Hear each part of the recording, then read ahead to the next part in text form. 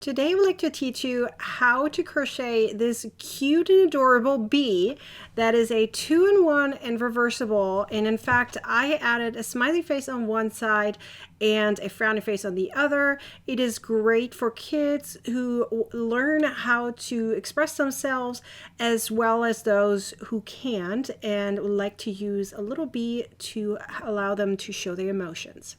Now, this is a companion video, which means I'm not going to go through every tiny stitch or row, but more I will focus on the parts that seem to be the hardest, or that usually some people need a little bit of extra visual representation. Quick reminder that the written patterns for all my videos are always down below in the description, and they're linked directly to my website. The description is right below the title of this video. Usually there's a little drop down, and then it allows you to see all the links. So let's get started. You're going to need some yarn. I used worsted weighted yarn, impeccable, from Loops and Thread, which is Michael's. This is literally the leftover yarn I have, so I did not use a lot of black, barely used any white, and I would say I used about half of a skein for both sides of the bee, which means the entire pattern, so roughly half. And you will also need a 4mm hook, which is a G sized. And you probably saw that I also had some plastic eyes. Those are 12mm eyes, and you can also, of course, sew them on with yarn. Black yarn, I would suggest. And you will also need some polyfill or stuffing for the inside of it. And finally, you will also need some scissors and a tapestry needle. So you will start with a magic ring or an alternative magic ring. I like to do the magic ring because it allows me to make the hole really tight, and it also goes very quick. So you're going to start with a chain of 1 just to have the ring in a proper location. And now we're going to add 7 single crochets to the ring. Once you're done, close up the hole, and you can go in continuous rounds if you like, but I'm actually not going to do that because I want to make sure that my transitions from the yellow to the black are actually smooth.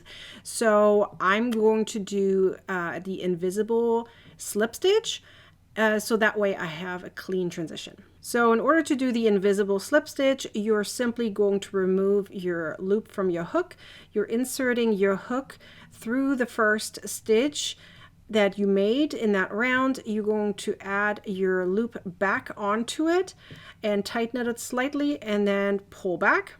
And then you're just going to start from there. So there's technically no slip stitch. You're just pulling that loop back and then starting the new round. In the next round, you're going to place 2 single crochets per stitch. So it's an increase. Once you're finished, you're going to do the invisible slip stitch again and then start the third round, which means you're going to insert your hook in the same stitch and then make 1 single crochet. If you have noticed, I don't do any chain of 1 because it makes the transition much cleaner and not so bulky. So I just start with a single crochet. In the next stitch, we're going to do an increase, so 2 single crochets. And now you're going to repeat that till the end. In the following round, again, you're going to do 1 single crochet in the very first stitch, and then 1 single crochet in the next stitch, and then 2 single crochets in the following stitch. So we're still just going to increase the circle round and round by continuously adding more single crochet stitches. So finish this round till the end. So for the next rounds, you're just going to repeat the same process. That means you're going to add every time 1 extra single crochet. To make it easier, all you're going to do is you're going to look at your actual project, okay? So look at it and see where your increase is. So right here is an increase. So what you're going to do now is every round, you're going to add a single crochet when you see a single crochet. So that will be here, 1, 2, and then right here you're doing 3. And when you see the increase, that means the area right between those 2 stitches in the increase, you're going to place an increase. So let me show you what that means. So we're going to do a single crochet in this stitch. So this is the normal increases per round, right? I'm just giving you a little trick here. So 1 single crochet here because I see a single crochet, 1 single crochet here because I see a single crochet, and then 1 single crochet in front of the increase, and then right on top of the increase we're going to put an increase. Okay, so that means in this round we're going to have 1, 2, 3 single crochets, 1 per stitch, and then an increase right there. You're going to repeat that till the end, and then you're going to continue on these rows, the same idea, until you have 6 single crochets, 1 per stitch, between each increase.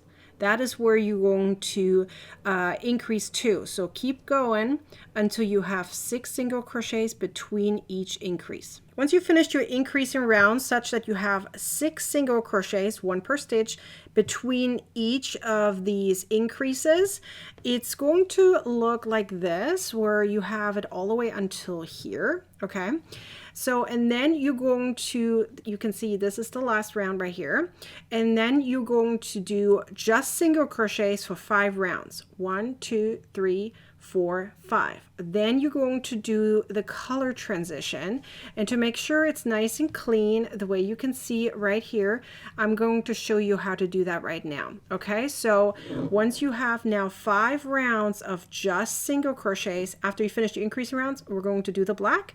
Then you're going to switch back to yellow, black, so that you have 3 stripes of the black and 2 stripes of the yellow in between. And then I'm going to show you the rest of it. So I'm going to show you on this swatch right now here how to do the color transitions. So pretend I did all of this just now, and I'm going to show you how to do the color transition from yellow to black. So what you're going to do is you're going to cut your yellow. You could technically just drop your yellow, but I'm going to make it so that it's a really, really smooth transition from one to another. So I'm not going to drop my yellow. I'm going to cut it, and then I'm going to pull it out. I'm going to use my tapestry needle, and I'm going to make an invisible join. It's not invisible slip stitch, it's invisible join. So in order to do that, you're going to take your tapestry needle and you're going to go over the first stitch that was made in that round and go right behind it and go from the back to the front and just pull your yarn through. So what we're trying to do is imitate the stitch underneath. So like so, and now you're going to take your yarn and your tapestry needle and go back into where you came from. So simply push it through. I like to kind of weave this in here at the same time, just slightly, as you can see, and then pull it through. You don't want to pull too hard because you're trying to imitate the stitch so it looks clean. So you can see right now it looks exactly like the stitch, but you do see that stitch underneath. But don't worry about it, we're going to get rid of that, okay? So now I'm going to let go here of my yarn. So now I'm going to take my black. I'm hoping that you can see my black. I'm going to try my best to be very clear, even though it's black. I'm going to make a slip knot right here. And what I'm going to do is I'm going to adjust it already kind of the way I want to have it. And now I'm going to insert my hook right through the stitch that is underneath, because we're trying to hide that, right? So you're going to insert it underneath that invisible stitch, right? So you can see here the overlap. So that's the one that we just made with the tapestry needle and the one right underneath. So that's where you're going into, okay, like so.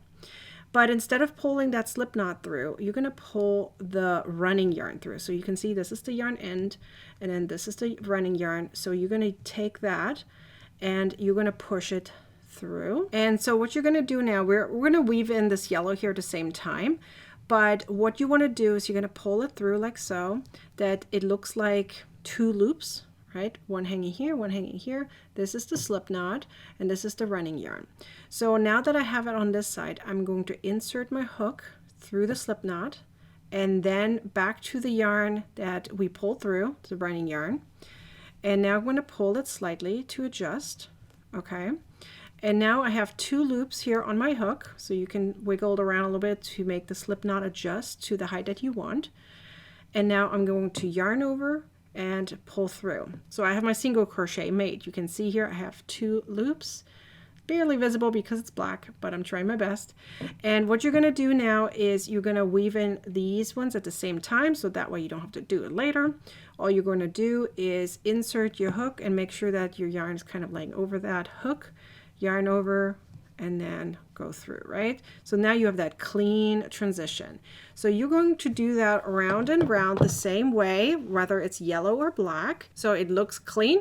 So once you finish your black, you're going to do 5 rounds of just yellow, okay? So once you have your 3 stripes, you're going to do 5 rounds of just yellow. That's the exact same way as over here.